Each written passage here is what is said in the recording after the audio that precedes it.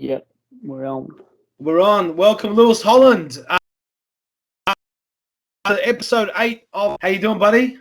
Yeah, good, mate. Just taking a break from Sydney, up on the farm and getting away from everyone. Everyone's giving you the shit, so you just took off. 100%. I like to come out here and just get away, and there's no better time at the moment than getting away. Fuck, I've been hanging with you and your boys the last couple of weeks. They're a fucking pain in the ass. I'll try to get away from them too. Yeah, 100%. You spend 2 weeks on tour with them and you're at the front gate when you get home, that's for sure. There's got to be a 200k no Joshy Coward fucking limit, right? Yeah, he'd pest you. He'll still call you, though. The serial pest. The muffin top. Yeah, the muffin fat. top. Mate, buddy, you're out in Queensland right now, yeah? Tell us where you are right now. You're in the country somewhere. Yeah, so about just under 2.5 years ago, Charlotte and myself brought a cattle farm up here, and in my spare time between training and travelling, we come up here and run a cattle farm and hang out in the country. So you're a cattle rancher, a full-on cowboy. I was only bullshitting. You're really a cowboy. Yeah, we run about we've got close to 90 cows out there at the moment, so we look after them, breed them up, keep steak on the dinner plate, and keep you fed, mate. So you actually breed them to get for the table, yeah, for dinner. Yeah, we just got breeders out there, and we breed them to You don't actually milk them and stuff. Nah, that's way too hard milking. Bloody hell, you have to get up too early for that. Mate, I saw this big black bull you had on there. That was a bull. Yeah, that was me. No, the big black thing. Not the little lion thing I see, yeah? Yeah, no, we brought a new bull the other day, bit by accident. Well, there was a sale going on, and I wanted to buy a few cows. And anyway, he was a good bull. And Charlotte said, just bid anyway and see what happens. And then next thing we know, we won. How many bulls you got there? We just got one. We do like AI, so that's like artificial insemination. So I select my bulls and then artificial inseminate, and then that bull that I brought, he'd just go over and they call it like a mop-up bull, and he'll just hopefully impregnate everything that doesn't get pregnant through the AI process. What a great job that would be. Hey, lucky bull. Mate, so you're born into that, or that's just something that you and Charlotte, thought about doing? And what is it like? Is it something that you guys have brought up with, or have you always been a cattle rancher, or freaking? Explain, mate. How do you fall into that? Because I'm from the country. I pick grapes. We're from vineyards, right? Yeah. But, how do you get into that? My mum's side of the family, where I'm from in Braidwood, which is New South Wales, they've always been on the land, like with cattle, sheep. They're shearers. And then I always wanted to be like a jackaroo when I was a young fella. Yeah.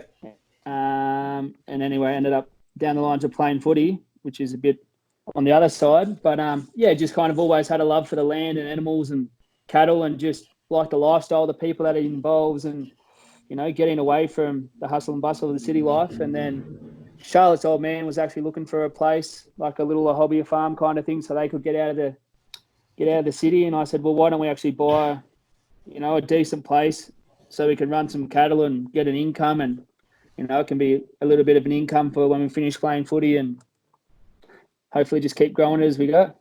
Is it like it's financially viable? It's a good little business. Oh well, the last year and a half we were in a drought, so it wasn't very much financial or viable. Like, we had to put a bit of infrastructure into the farm with a bore and new watering points and all that. So that was a spend, but it's an investment in the place. So that was a challenging time going through the drought, and we got some rain the last 6 months and kind of got out of feeding them dirt, and now they're eating grass and they're going well. Oh, it tastes nice now, eh? Yeah. Now make sure you bring some back, bro. Well, look, you just said to me you grew up in where'd you grow up? In Braidwood, New South Wales? Braidwood. Yeah. Where's that? That's Queanbeyan. Yeah, between Queanbeyan and the coast. Well, you're growing up there. When did you move to Queensland? Well, I grew up in Braidwood until I finished school. And then I lived between like Queanbeyan and Braidwood for a few years. I went to Brisbane in 2013, and then Yeah. I've been living in Sydney since 2014. And then I just come up here on the weekends and when we get a bit of time off. So you're a New South Welshman. You're not a fucking Queenslander. Yeah, nah, not a Queenslander. Yeah, you got one head, and so you're a New South Welshman. Mate, yeah, you said you moved to Sydney in 2014. Yep. Is that you made the squad back in 2011, 2012? When did you make the squad? The Aussie 7 squad? 2011. 2011. So what was in Queensland? Was the squad back there, was it? Because I've been involved with rugby since 2012, 2013. So I'm not sure what was prior to that. But what were you doing in Queensland while you were in the Australian squad? Yeah, so back when I first started, you trained with like the province, which was like Brumbies, Waratahs, Reds or whatever. So I was at the Brumbies. We went and played a sevens tournament in Darwin, the Darwin Hotter Sevens in January. And anyway, we ended up coming against the Australian side because back then the squad used to just centralise for like 1 or 2 weeks before it went and played the tournaments overseas, and then I wasn't back full to the time. province. No. So we ended up playing them, and then they asked me to stay up there and train for the week. And then the following week, I was on a plane going to New Zealand and then on to Vegas. So it kind of happened like that. Yeah. Real quick. And then for those couple of years, it was still training with the Brumbies full time, do a bit of sevens, go away and play, come back, work. And you just kind of did a bit of everything. And then in 2013, we were kind of like, as a squad, majority was from Queensland, and there was a handful of us from New South Wales, and we're like, oh, we'll just move up to Queensland because there's only 4 of us and just give it a crack and see how we go. Yeah. Basically, once we moved up there, then you're like, oh, no, we're centralising in Sydney in 2014. So we did a U-turn and come back. Now, you said you played 2011. You were on this. You obviously went to New Zealand and to Vegas. Fuck, you would have been, what are you, 18, 19 back then? I just turned 19 that week. I just turned 18 that week. How was that? Like, mate, you're 19 playing for Australia, halfway around the world. You're basically, how long have you been playing rugby for? Since what age? I started playing rugby in year 6. So Play league as well? No, because league was on a Sunday, and because we had to drive to school, which is about 100 k's in, 100 k's back. The old man wouldn't drive us in on a Sunday, so good on you, old man. He done a good job. He created a good career. That's good. So, mate, yeah. So did you play 15s obviously before you played your 7s? Yeah, so I played 15s growing up. Didn't really play much 7s at all, just the odd school carnival here and there. Played Australian schoolboys in 2010. Oh, yeah. Went to the Brumbies. Who was the coach of the Australian schoolboys back then? Pat Langtree. Pat Langtree, okay. Mate, where'd you play? I was a fullback. You're a funny style player because, yeah, looking at the size of you look like a back rower. You got the skill of a 10 or a 12. You got the agility of a back, but you can handle yourself in the forwards. Yeah, let's say I'll bring this up later, but is it you still interested in 15s? Yeah, I still want to give 15s a crack for sure. You're an old man now, like you haven't got those fresh little legs and like you might have used to have, but you're a solid fucking unit. You're a very, very solid unit. What did we say you were last time you came to the gym? 95 kilos, were you? No, I was only 87 kilos. Oh, you look 95 with a head like that, but who the fuck is 95? Mate. Who's TC's 95? Who's 95? Probably Josh Coward. He looks 110. Mate, now at RA, you're there basically every day when you're here full time. Mate, it's been bedlam for the last. Obviously I'm in there once a week as well. Just involvement with the Aussie, with the youth stuff and with the New South Wales and stuff like that. Mate, how I don't want you to go into it because obviously you've got a job. You work for Rugby Australia, obviously. I don't want you to throw yourself on the bus. But how does it feel with all this shit, the media? Is there ill feeling there? How does it feel to you boys? Is it a deterrent? Does it make you guys feel any different when you're there? Because it's a lot of negative shit going on. And not because of an individual. It can't blame an individual, but it just doesn't seem like there's no unity in Australian rugby at the moment. How does that fall back on you guys? How do you guys feel about it?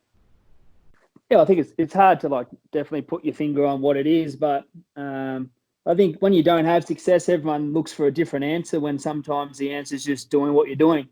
And for us, I think, we're lucky enough that we go away and play, then we come back, we go away, we come back. So I guess our team, we're out of the media a little bit in regards to who's watching, keeping up with it all from time zones to time zones. So for our squad, too bad because and we don't, we're not front and centre all the time in the newspaper like the Waratahs or the Brumbies or, the Australian sports that play week in, week out. So for our squad, it's actually not too bad, but the general kind of taste of rugby at the moment isn't it isn't that tasteful in regards to where it's going, what it's doing at the moment. So, look, that's their job to sort that out. Everyone's got an opinion on it. I don't know how to fix it or what to do. The best we can do is just, head down, bum up and get some successful results, which I think we were getting towards the last two tournaments leading into obviously Tokyo that's been cancelled. But, as a player, you don't play to lose. You don't play to make headlines. You play, to play with each other and have a good time and win. So sometimes when it's not winning, it's not enjoyable. But yeah, you just got to make sure that you try and keep that team healthy, I reckon, because regardless of what everyone says, what's going on within your team, within your inner circle, and the more that you can control in that, the less the outside has an effect. But does the negativity of the outside, and obviously you can't block it out, it's because there's so much bullshit going on. Mate, I love rugby and my whole life's fixated around it, but it's not looking great and it's not looking strong, and it's a bit embarrassing because we have a great sport, we have a beautiful sport. It's after soccer is probably the most, or basketball and soccer would be the most internationally renowned sport, and we're pretty good at it, and we could be way better at it. Does it filter into the squad? Like, do you guys get there some days and say, like, does anyone go, oh fuck, can you believe they're saying this? Or like, look, I've been around the team and little things from other areas outside of your team filter in, and it puts that negative stigma around, certain environments. Now, are you guys? Is it a team thing where you block it out, or does it sometimes filter in and fuck things up for you?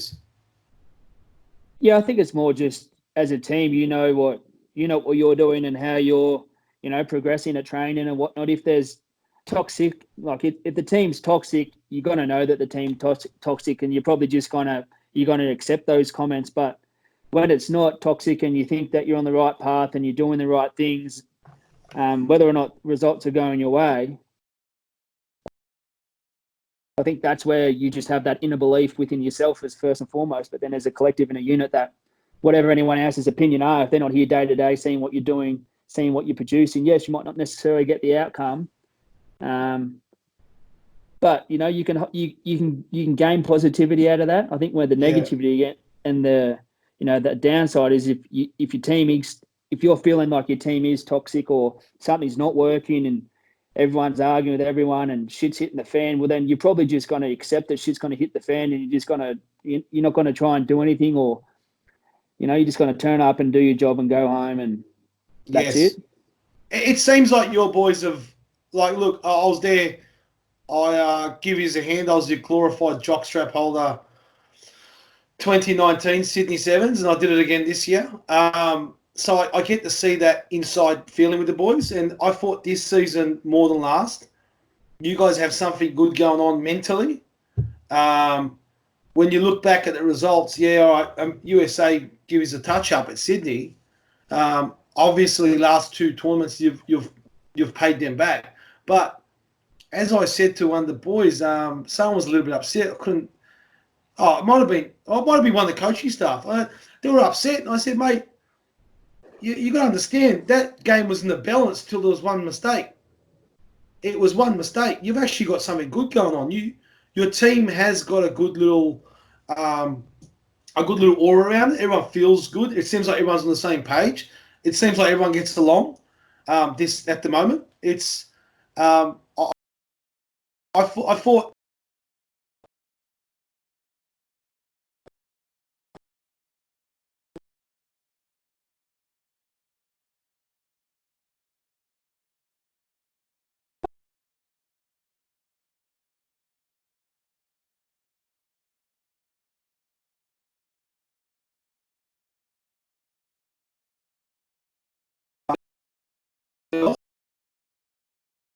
Well, and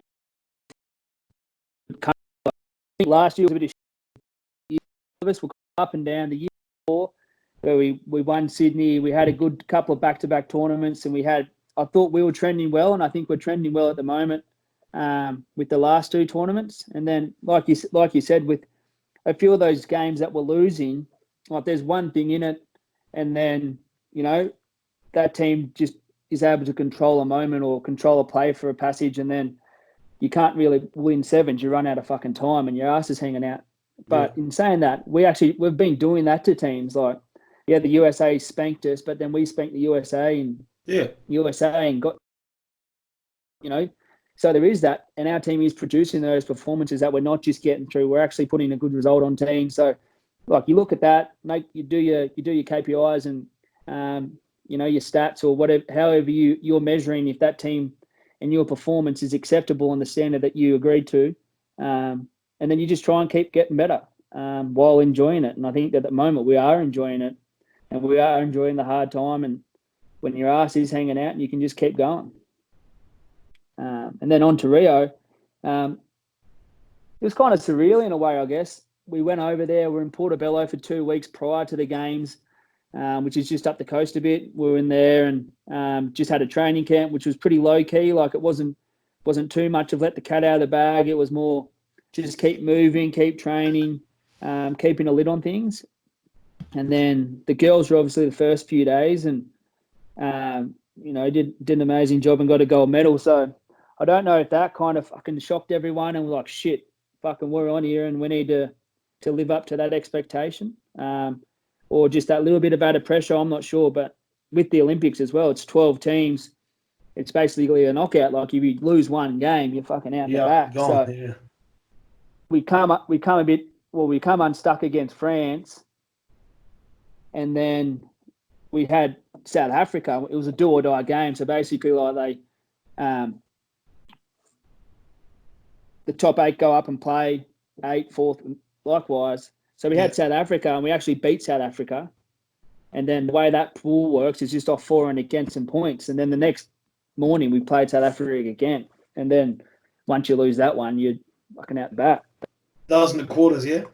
Yeah. But did you just have a belief that...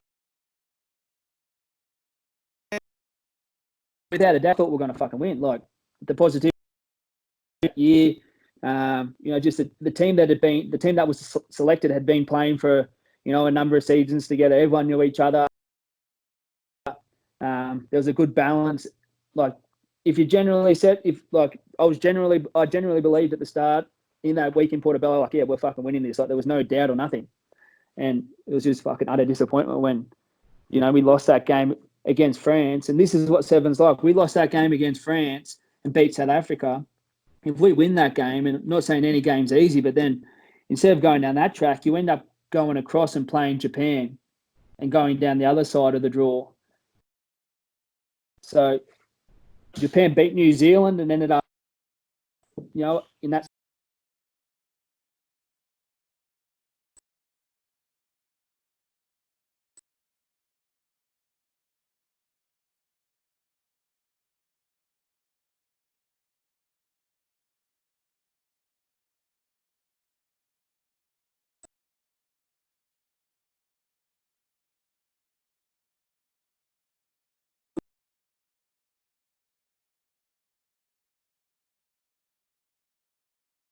And shows you basically got games or 2 series. Someone else has one go. It's it's sevens. The beauty of sevens is on any day, any team actually has a great chance. So, mate, with the momentum you guys had in the last couple of series, I'm actually spewing because you were a good medal chance. You had to have been looked at as a good medal chance. You looked the part. You've been training well, getting some great fucking results. And I'd be filthy, but look, you got another year to work on it. You all got pretty weak cores. We can work on your stomach as well. And we'll get back to that later. But mate, 2018. So funny year for you guys. It's a funny year for you personally, but for the team as well. Now, unbelievable weekend. We're out to Sydney Sevens, 2018. 2018? Yeah, it was 2018, right? Men's and women's both win the gold medal. Great result. I think it's the first time in, what was that, since 07 or something, the men won it, or 2010 or some shit. Wow, that's for sure. I think it was Tokyo the last time they won. So, great result. I don't know Andy Friend personally. I heard he's a nice bloke, cracker bloke, and he obviously was starting to do a good job. He's a man, and he's been a very good mentor. He helps me out a lot, helps out a lot of coaches. And it seems that, obviously he coming in, and I know there was a lot of talk in the background. I'm not saying with the play group with other people. He's obviously starting to find his rhythm right now, and sometimes it takes that long, that 2 or 3 years. 2018, with all this going on, you've, obviously there's momentum. You've gone into the, Com Games probably thinking that you're a good chance for the gold medal, and you've copped an injury. When did you get that injury? Was that Achilles? No, that was in 2016.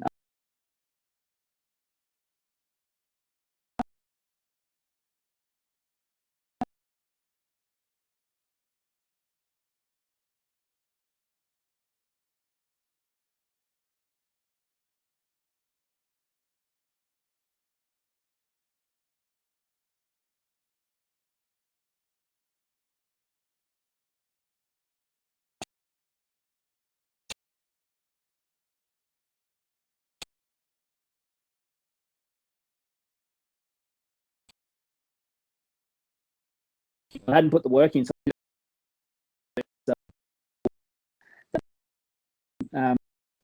training things, 80 might be going 100%. They're going in before me. And how did it feel for you mentally missing out on Com Games, knowing that there was a bit of momentum going on, good chance to win a medal? How did you feel about that? Yeah, it was fucking the second one I missed. I did my hemi before Glasgow as well. So I was fucking because I kind of had the same kind of fucking faith going into both of them. But in saying that, like, you just fucking got to do your part. Like, injuries are part of the game. I've had a fucking handful of them to just know that you've got to get going on with it. If you keep dragging your legs, fucking who knows what can happen, and someone looks at you and they think the world's falling down as well. So you stay positive, you work on what you can control.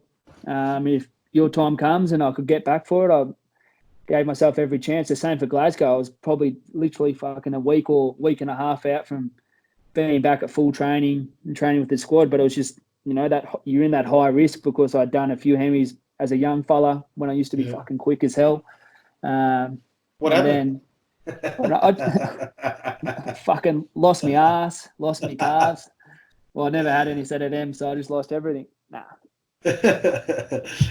You said it like you're talking like, and this will go on to the next one. We'll flow on to the next question.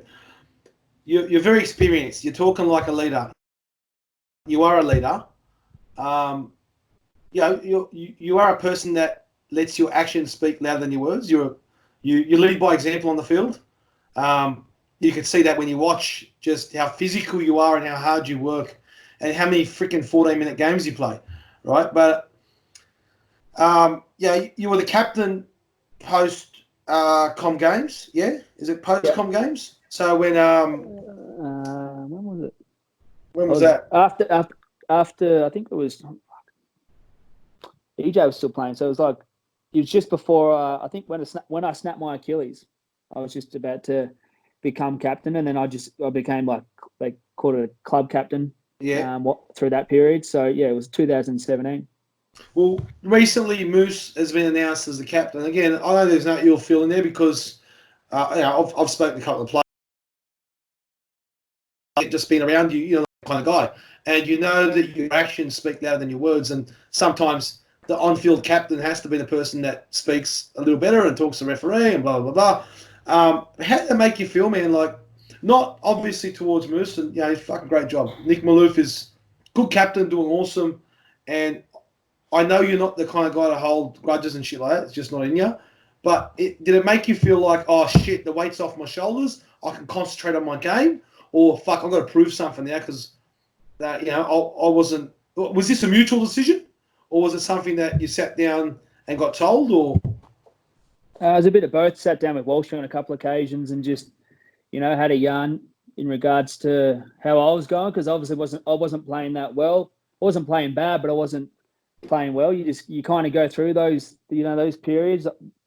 It was the drought as well, so like I'd obviously chosen to do that off the field, which is fine. That's my decision, and I always believe you make your own decisions, you make your own luck. Well, you don't make your own luck, you work for it. And then it was just kind of like I just had a shit year. Like I wasn't playing overly that well. The fucking drought. There was a few other things going on at the time. Like it was life, mate. Like shit was just, and then it has an effect on other things that you might get, I don't know, pissed off at something or whatever. So I just had a shit year in regards to a lot of things in life. But fuck, you get over it, you get on with it, and you come out the other side. And I think being the captain, like to me, it doesn't change. Like it doesn't matter who's captain, or it's not a role you get given and then all of a sudden you put on your fucking big boy hat and off you go and you start talking. Like if you don't talk or you don't lead by actions, like that's who you are. Like, you know what I mean? Like if you want to be a leader, anyone can be a fucking leader, but not everyone is a leader. So if you get given the title, it doesn't mean you are a leader. Like when the shit's hitting the fan and you're at the back and you're not talking and you want to be a leader, that's when you should talk. Or when someone fucking tells you something and you don't believe it and you fucking sit there and keep your mouth shut and you don't stand up for, something that's been said or decided on and it's changing and you're kind of a bit confused and you're not voicing your own opinion. So for me, to be a leader, just be genuine.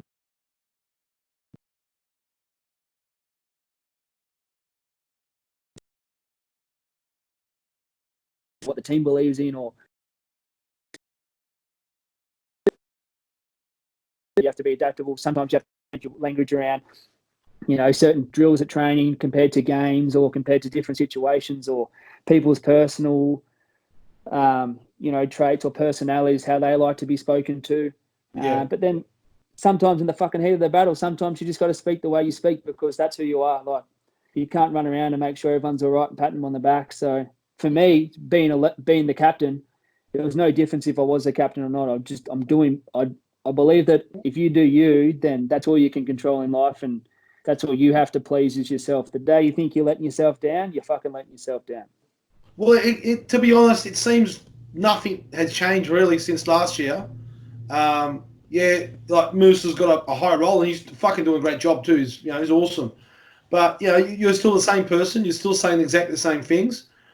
You're still patting them on the arse and still growling them when they need to be growled at. And that's a testament to your mentality. You're a very strong, strong-willed person. And I've known that just seeing you train in my gym, doing a bit of boxing. There's no for you. There's no limit, and it shows that how you accept things and move on. You haven't changed one bit, and that's probably what your team needs at the moment.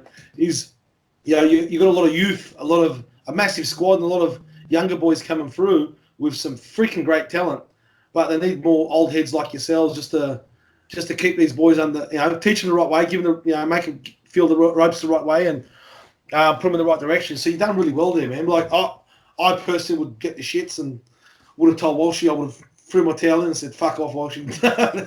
But you're the smart one. You've done is what you should do, and it's the best. It's the team player, mate. Like you're 27. Olympics now, obviously next year. What's worked is it's my 40th next year. I've said to my wife straight away, sweet, that means that for my 40th I'm going to the Olympics, and then we're going to Mexico after that. So awesome. I can come watch us in Tokyo. We all might end up in Mexico. Yeah, come with me once we got the gold medal. The gold medal in Mexico for a month. But mate, we talked about 15s. All right. Yep. How serious do you take the 15s post Olympics? And not saying that you have to give us a contract. Who's been contract negotiating with you? And where do you see yourself playing if you do play 15s? I'll probably play 12, I'd say. I think sevens, but it's a lot different. I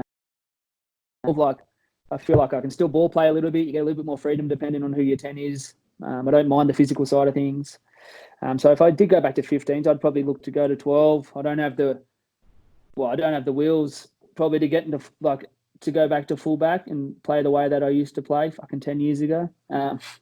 So yeah, I'd say 12 would be the position I'd look at going to and playing if I go back to 15s.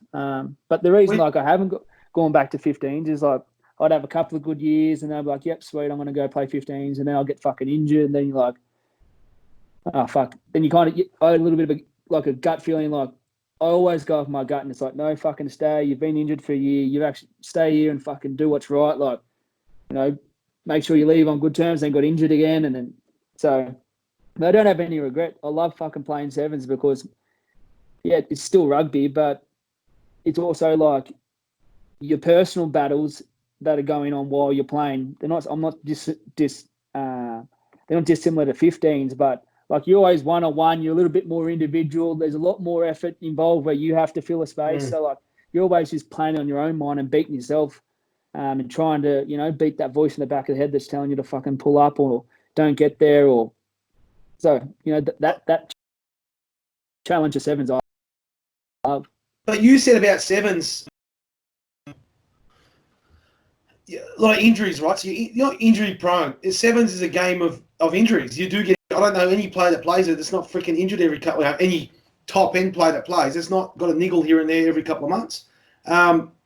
You think with playing at 15s now. I'm presuming most of your injuries are in your legs, yeah. Yeah, all legs. Okay. So playing 15s, you're obviously like I know what you guys do for training, and I know what 15s, the top end 15s boys do for training. I think their load would be probably half as much as yours. A lot more gym work, less running work. So your load on your legs is massive because of the game of sevens. A lot of one-on physical, mental fitness. So it's physically fit in the legs, but mentally getting through that last minute or two. Because, mate, games sevens is never over till that whistle's blown. It's mentally exhausting along with the physical exhaustion. Do you think playing 15s that there's a good chance your injuries will probably decline a little more because there's less work and less load? Yeah, in a way, you'd probably pick up a bit more contact-wise in regards to, the bashing close quarters in the 15s game. I've had a pretty good run the last few years with my Hemis and stuff, and it's like it comes and goes. Like to train for sevens, you fucking basically got to play it. You know what I mean? You got to have 7 people on the field, and you can't really simulate too much stuff that's in close quarters because you don't find that stuff necessarily in a game. Where 15s, you can kind of be a little bit more selective because you're moving around the field a little bit different. Where in sevens, you're either in the middle of the field or you're on the fucking edge, and if you're passing the ball out of the middle, you're usually passing the ball off the edge. So yeah, I guess that general movement and body type that if I did go back to 15s, fucking 5 more kilos on me wouldn't hurt. Where 5 more kilos on you in sevens running around is a lot. That's an MCL sprain. Yeah. But I think it's perfect timing for yourself, mate. It's no hidden secret. Australia right now, in all provinces or all Super Rugby teams or the Australian team, are super weak in their 10 and 12 positions. You said it well. I personally believe you're a 12.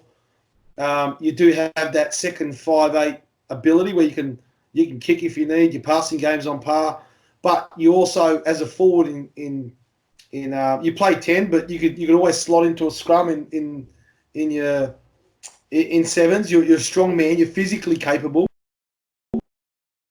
You know, running those good holes and being very smart in your contact, you'd make a perfect 12. So it's a no-brainer in my eyes that, you know, and mate, I'm not trying to fuck with RA here, so hey, don't take it the wrong way. I'm not trying to tell him to go to 15s.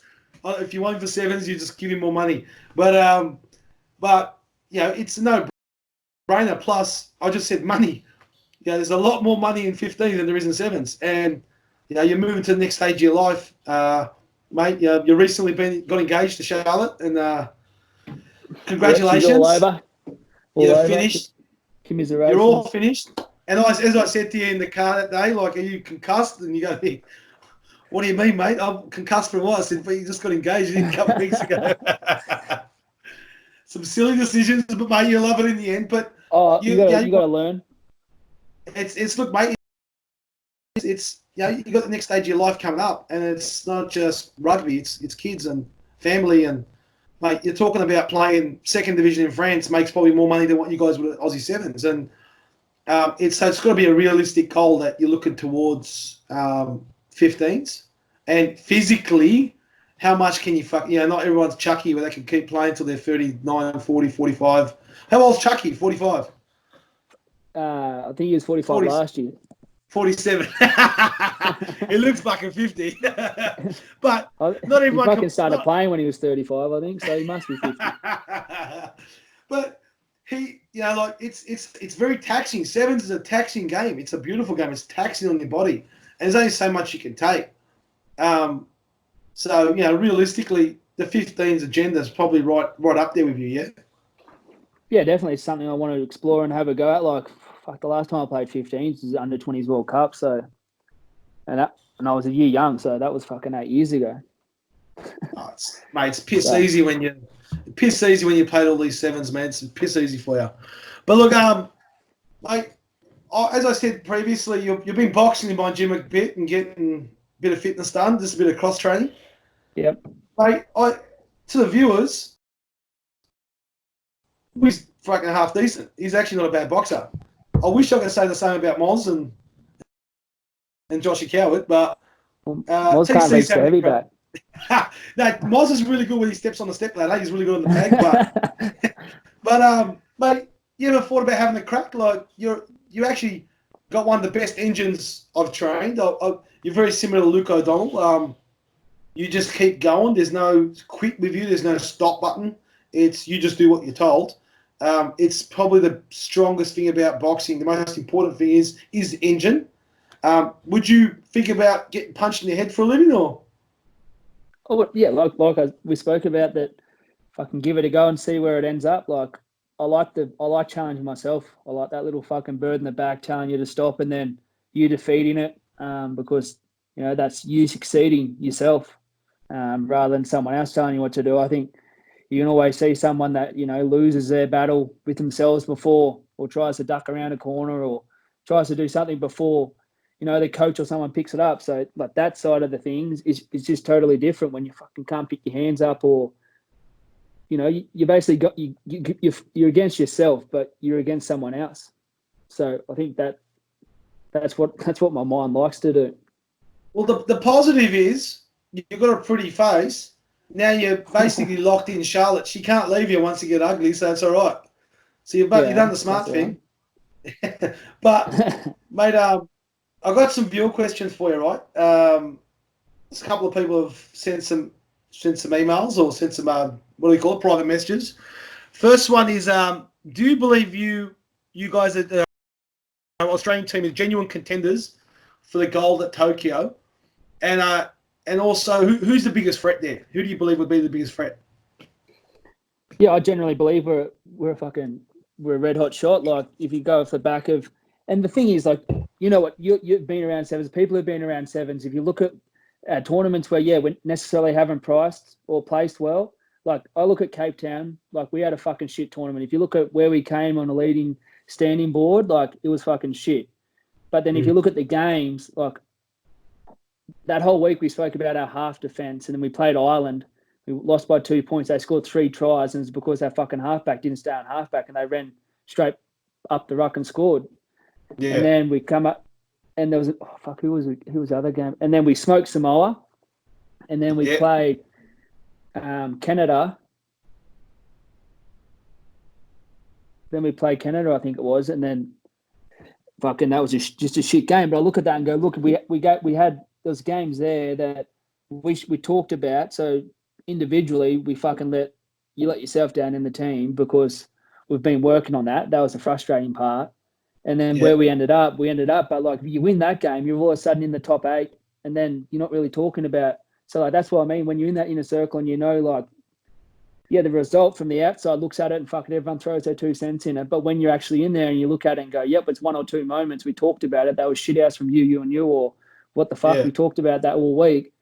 So that's where I reckon you gain your belief from. You don't gain your belief from fucking beating a team once every 5 years or off your last performance. You gain it from going, fuck, we're just that close, and we're there and it's a long way, but it's only that one thing. And then you can see all of a sudden, like, we're getting really competitive on day 1. We're starting to work out, performing better on day 2 and giving ourselves that general opportunity to finish a lot higher up in the standings. And I think, once you understand where that team's going and the little things do matter, and you can fucking, get to the end and be one of the top 4 and, get in the medal contention for the tournaments leading into Rio, because you're not going to get to Rio and fucking win a gold medal off the back of nothing.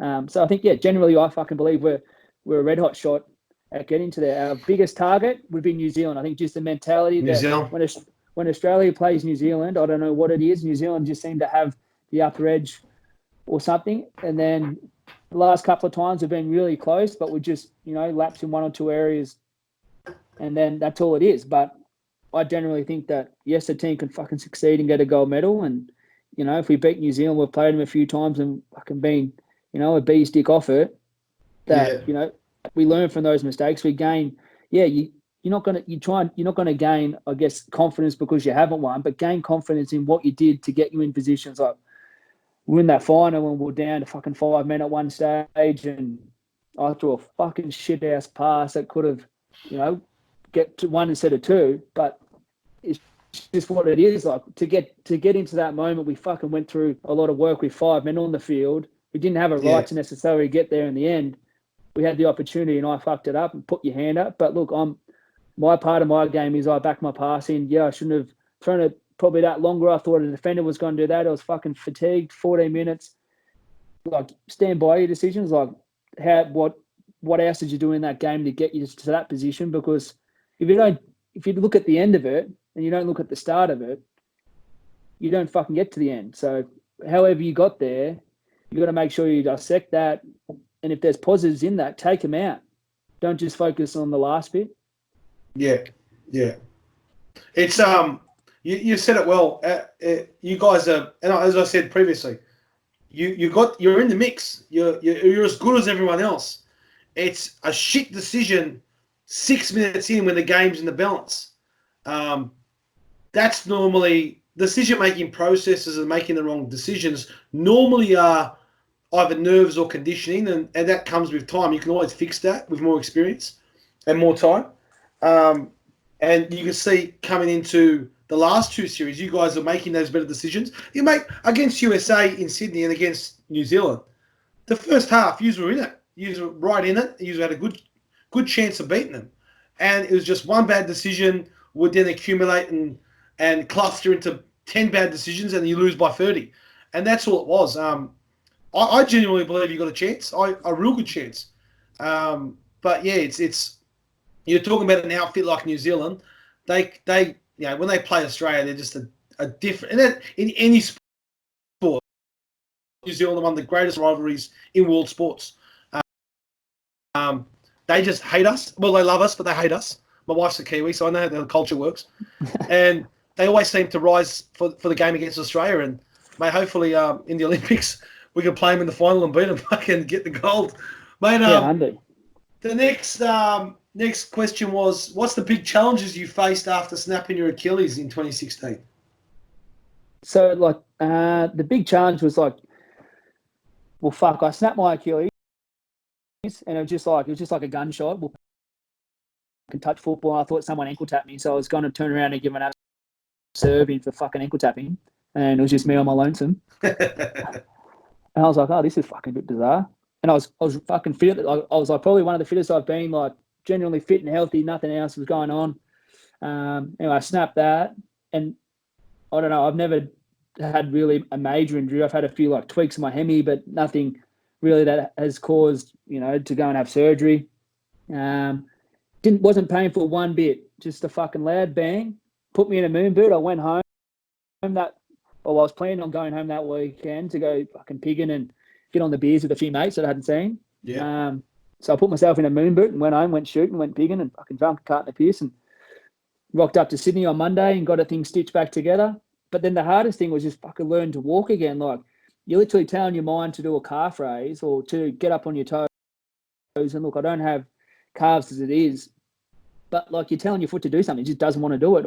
And you're just thinking, fuck, is it ever gonna start coming back good, or is it ever gonna start, reacting to what you're trying to tell it to do? And then as you just keep ticking along, you're all of a sudden doing a double leg calf raise, and then you start doing a single one, and then you start feeling a little bit more agile. But I honestly believe it takes fucking 5 to 10% off your speed and power.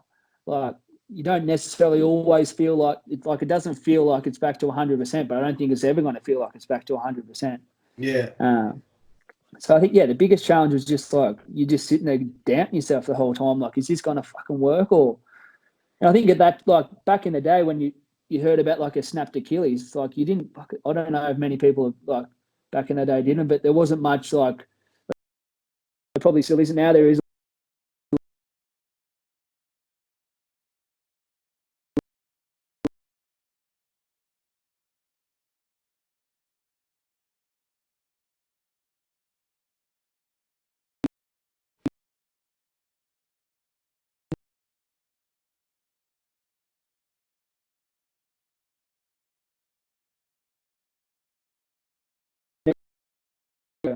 he was training with the bloke for my preseason, Keegan Smith. Just trains a little bit different, does different strength. And there was 3 of us there that actually snapped our Achilles. So I went and trained with Sonny and Keegan and another bloke, Lee, from Hong Kong, who plays sevens as well. And he snapped his Achilles. So there's all 3 of us there fucking going hard at it. So I think, those little, at the start, you doubt yourself, and then you get to those situations where you never thought you would be. And you're fucking like, well, there's 3 of us here, all fucking still going hard at it. So what was your how long was your return date? How long did it take you to get back to full mobility to play again? 12 months. I was back training about 9 to 10 months, and then it was just kind of that same thing. Like, had a really good S&C at the time. Nick Paulos had come from AFL and had a really good running background. He'd actually rehabbed someone back from an Achilles. It was either the year before or the 2 years before. So he kind of knew the processes and knew exactly what I needed to do and build it up. So he wasn't putting me out there underdone or anything. And he got me back, and we fucking were over playing over in America at Silicon Valley Sevens before the World Series kicked off, and we got the win over there. So you got basically the same injury as Kevin Durant, right? Yeah, 100%. Yeah, just a clean fucking old snap of the Achilles, and you basically your foot doesn't move. I remember I stood up, and I was like to the physio, I was like, I don't know what the fuck's going on. I can't move my foot, and she's like, can we walk inside? And I was like, we're fair away from the change room. And I was like, fuck that, go get that cart over there and drive me. And I can't even move my foot. Fucking princess. That's common sense, mate. Have a Forex and hard enough. My last question. This is a good one. What happened in the Dubai hotel where the hotel nearly got burnt down? Dubai hotel nearly burnt down. I don't know. Apparently, someone tried cooking and he burnt the whole hotel down. Oh yeah, all right, that one. So that was that one. That was I was doing a bit of coaching when I snapped my Achilles, just to try and, I think it was good. I actually coached for a year, and you get to see the game differently. I learnt the game differently when you're not playing. You're looking at the sideline, and Charlotte told me and Tribe Sevens and sent a few teams over to Dubai to play, and I was coaching the team over there, and I can't remember what we came, but we had a pretty good run, and there was 2 blokes in our team, bloody Penno, if those are blokes know, Jack Pennington, and a bloke called Gary Bortz, and all they do is eat chicken and lift weights and yell at each other, and we had one hell of that's all his mind knows to do, mate. He's setting his ways, Penno. Anyway, we're staying at this hotel in Dubai, the what was it? The Versace Hotel, like real flash, hadn't even been open yet. First people staying in there, like everything silk, marble. We're staying in this hotel just through like a connection through Charlotte, I mean, because he worked over in Dubai.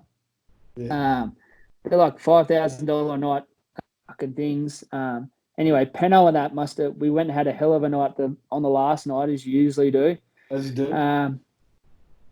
And they must have fucking cooked pasta or something, and the dickheads fell asleep. And I think the fucking all the water went out of the pan and caught the pasta on fire. And so those big bloody gym monkeys were looking for a late night feed and forgot to turn the stove off. They wake up at least? Hey? No, I don't think they even woke up. No, I don't think so. I think the hotel staff had to come in. Oh, shit. All right, look, last bit, mate, 1 minute wonder. So I ask you a couple of questions. You give me a fast answer, whatever first comes to your mind, okay? Yep, sweet. The best player you've played against? Best player I've played against? Had to be Jerry Tuai. Jerry Tuai, freak. Best player you played with? Skill-wise, Chucky. Engine-wise, EJ. Or EJ, Sean McMahon. Sean McMahon's he can keep going, that bastard. Toughest player you've played against? Probably Kyle Brown from South Africa. The grubbiest player you've played against? Grubbiest player I've played against. Fuck, there's not that much time to be grubbing sevens. Probably. Oh, bullshit. Oh. It's fucking...